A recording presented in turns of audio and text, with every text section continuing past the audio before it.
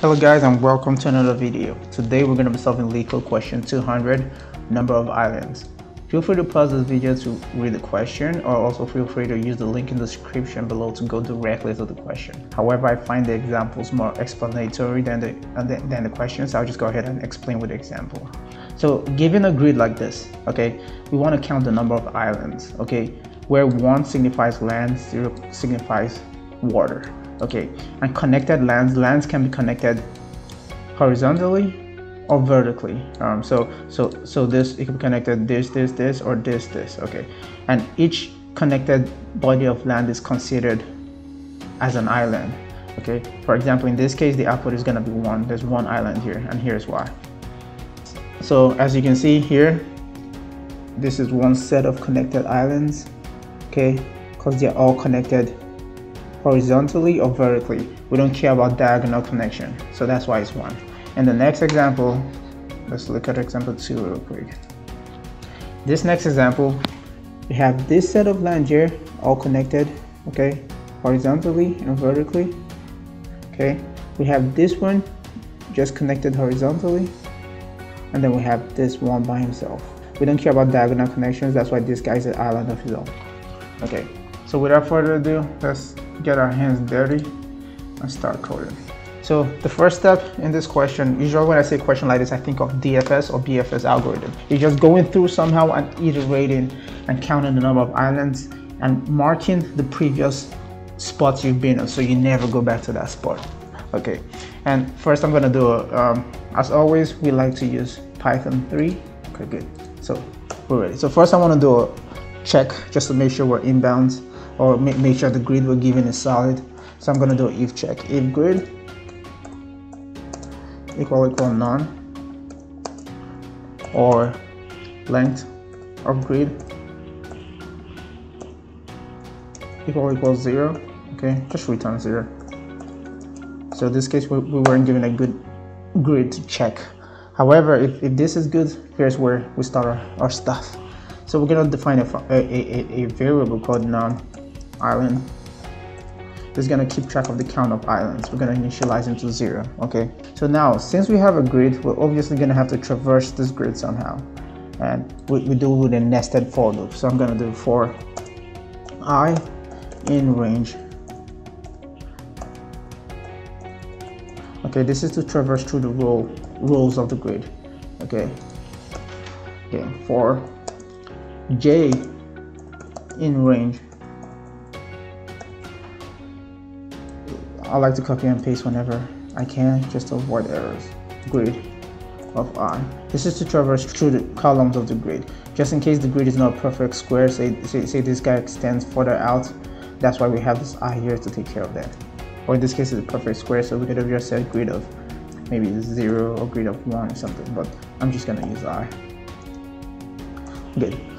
So now what do we want to do? Also, we don't care about the zeros, we only care about ones. So we can put an if statement so we don't waste time on the zeros. Say if grid of ij, okay, if this guy equals, keep in mind we're dealing with strings, not integers, so we have to do it correctly. If this guy equals 1, then we want to count, so I'm gonna update this guy somehow. Okay, he's gonna increment, but by what? Okay, I'm gonna create a new function called count islands. Okay, count islands, and he's gonna take the grid just to keep track of where we've been and where we're going. He's gonna take care of I and j, which is the exact spots we're in. Okay, and then once we're done, we're gonna go ahead and write this guy out later, but for now let's just assume we have it. Okay, then once we're done with this, we just return.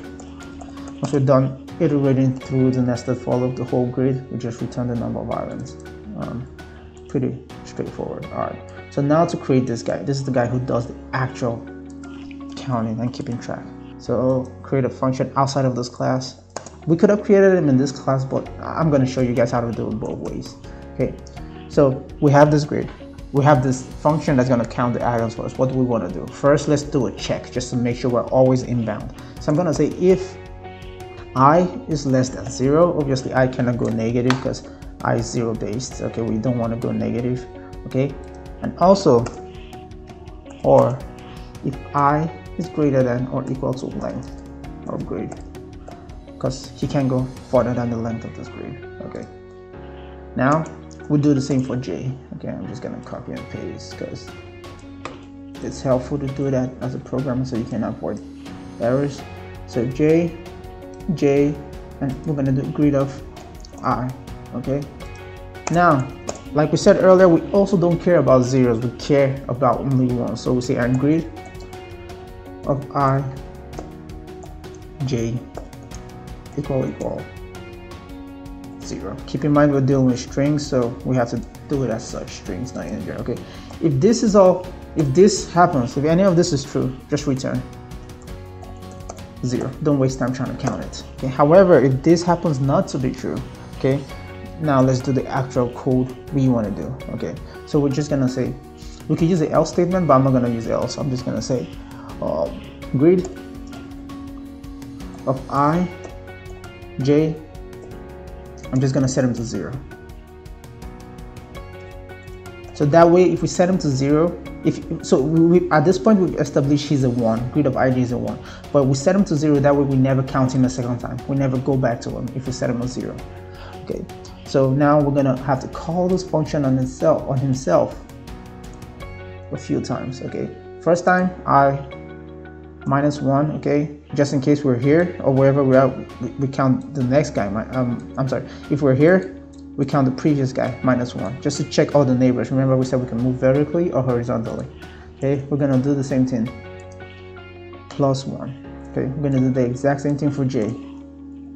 J -1 and J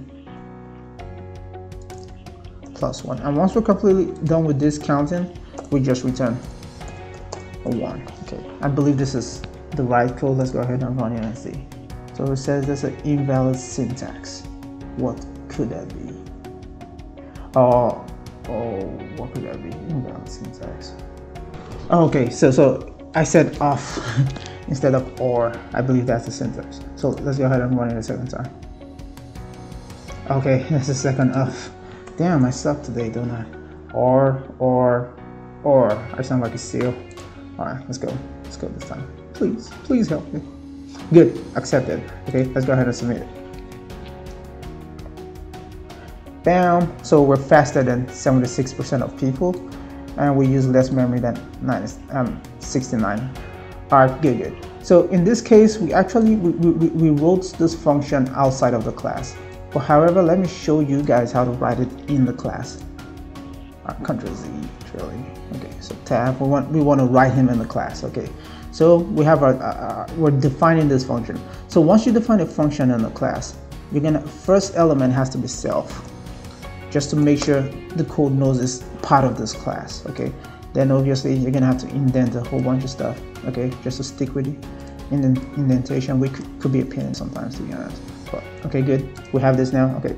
So we have self here. Okay, and now, every time you call a function that's defined in a class, you always have to access it through self dot. Okay, I'm just gonna take this guy and copy, just so I don't have to type self dot. Every time you call the function, and also right here. I believe this should be correct now. I'm gonna go ahead and run it and see what happens. Good, now we're gonna accept it. Hold on, let me put a space here just so we can see it's different. Okay, and let's go ahead and submit the code. Okay, this is actually slower than the previous way, so it might be better to define outside of the class. So that's it for the video, guys. I hope it was helpful. We're gonna have a part 2 where we actually step through this code on our Python visualization tool just to see how it works under the hood. I hope it was helpful. See you in the next one.